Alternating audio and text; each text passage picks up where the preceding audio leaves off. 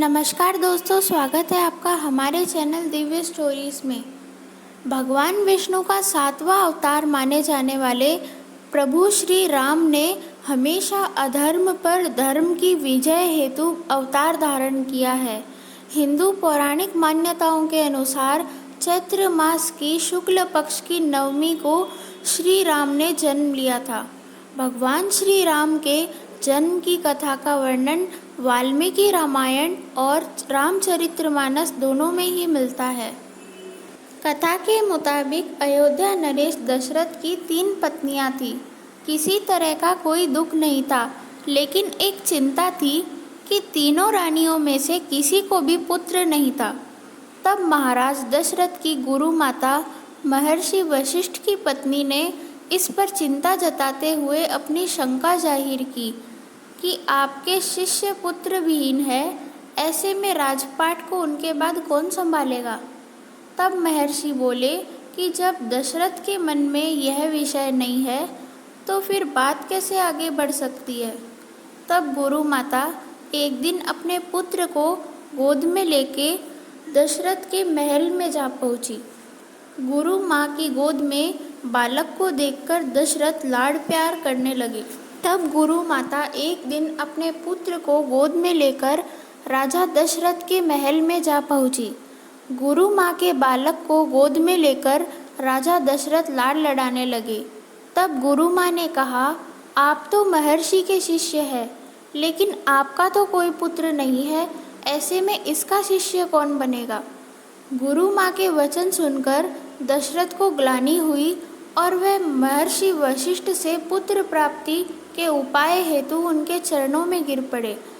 इस पर महर्षि ने कहा कि आपको पुत्र प्राप्ति तो हो सकती है, लेकिन उसके लिए पुत्रेष्टि यज्ञ करवाना पड़ेगा। जो भी पुत्रेष्टि यज्ञ करेगा उसे अपनी पूरे जीवन की साधना की इस यज्ञ में आहुति देनी होगी। महाराज दशरथ की एक पुत्री थी, शांता, जिसे राजा दशरथ ने अपने मित्र लोमपाद को गोद दे दिया था। पुत्रेष्टि यज्ञ संपन्न कराने के लिए महाराज दशरथ की पुत्री शांता के पति ऋष्यशृंग को चुना गया।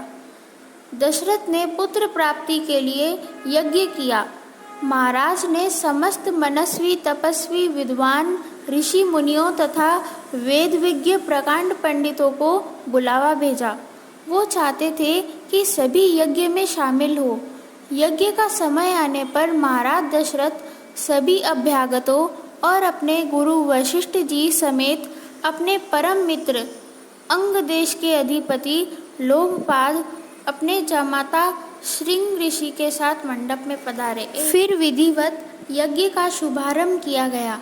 यज्ञ की समाप्ति के बाद समस्त पंडितों, ब्राह्मणों, ऋषियों आदि को यथोचित धन धान्य, गौ आदि भेंट दी गई और उन्हें सादर विदा किया गया। यज्ञ के परिणाम स्वरूप हवन कुंड से मिली हुई खीर राजा दशरथ ने अपनी तीनों रानियों को दी।